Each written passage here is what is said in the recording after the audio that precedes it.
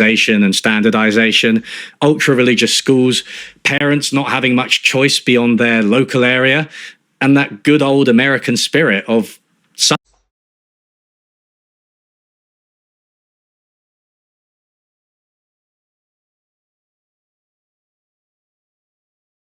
sucking. Don't ask me. I don't know anything.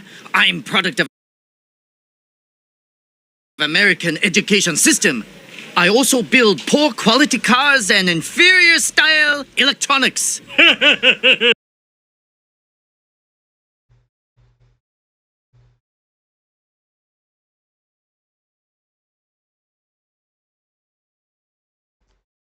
Oh, they got our number. So far, I've actually understated the case for investment in education. Primary and secondary school probably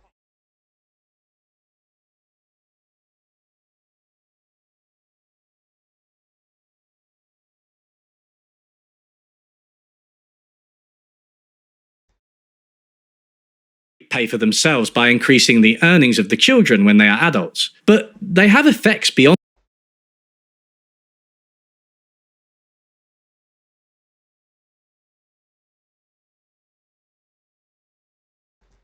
this. Education can improve health, reduce criminality, and generally facilitate a modern society.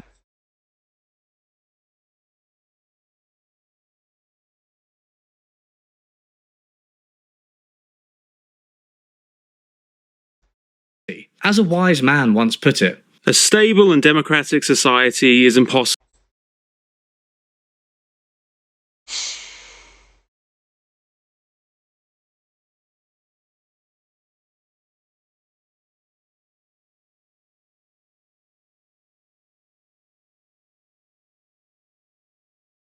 without widespread acceptance of some common set of values and without a minimum degree of literacy and knowledge on the part of most citizens. Education contributes to both. In consequence, the gain from the education of a child accrues not only to the child or his parents, but to other members of the society. The education of my child contributes to other people's welfare by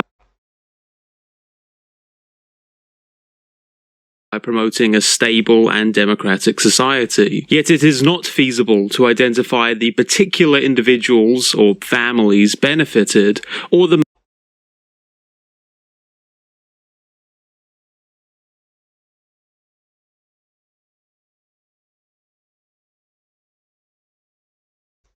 money value of the benefit, and so to charge for the services rendered. There is therefore a significant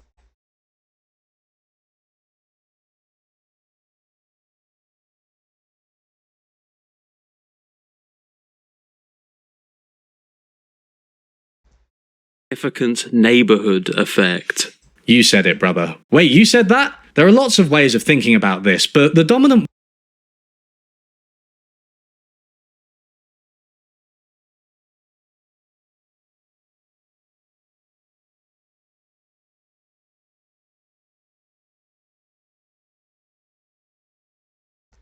way is positive externalities. These are sometimes called spillover effects or neighborhood effects, as Friedman called them.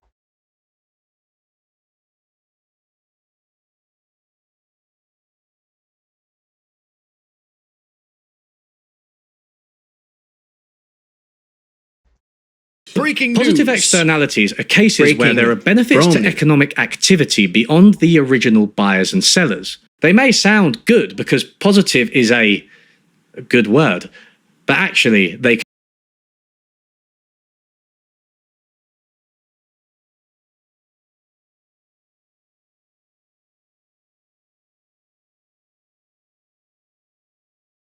can lead to problems. The issue is that because so many of these benefits are spread out across society,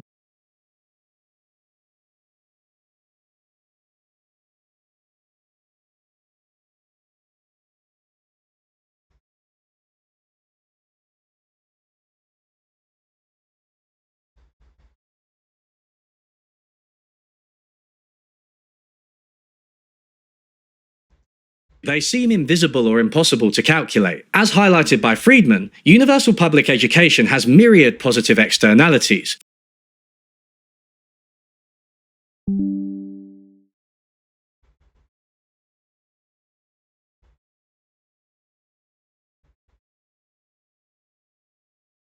For example, knowing that anyone you try to hire or who tries to hire you will have basic numerical skills and will speak and write fluently is invaluable. If we rely on market mechanisms, education is likely to be underprovided because of the invisibility of this broad social return. Historically, it just hasn't been profitable to provide a basic minimum of education for everyone. We therefore need provision or subsidization of positive externalities like education if we want to have enough of them. There's an extremely interesting study by Hendren and Sprung-Kaiser which reviews social spending policies in the USA. We're going to keep coming back to this study, so remember it, because it demonstrates about as definitively as possible that social spending can achieve the broad benefits we're talking about in this video. Social spending like this makes long-term investments and harnesses positive externalities. And one of Hendren and Sprung-Kaiser's findings is that investments in education pay for themselves over a wide range of ages. Here are 3 examples. First, the peri-preschool program, which targeted young children from disadvantaged African American backgrounds. This was a high-quality program with a high teacher-student ratio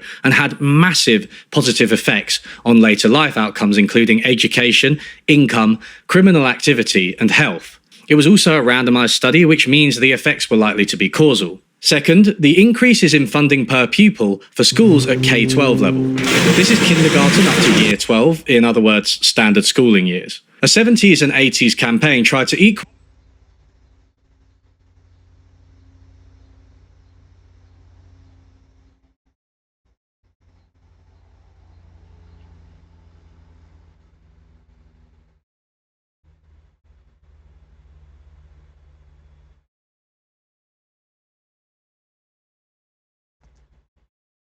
funding between schools by redistributing from wealthy areas to poorer areas. The results were improved school quality, teacher-student ratios, and pay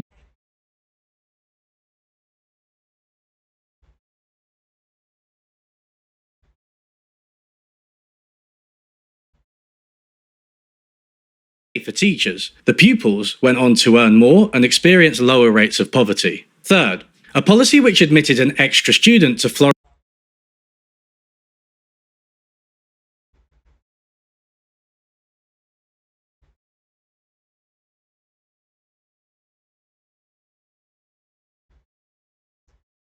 International University instead of community college. Seriously, no shade to community college, but we know that university probably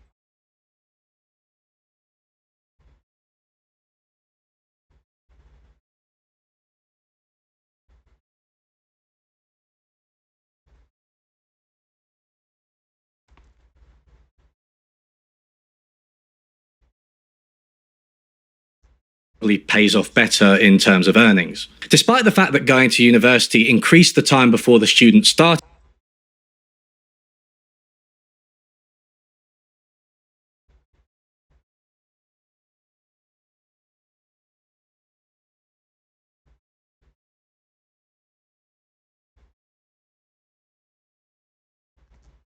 earning, and also cost more to teach compared to community college, the policy had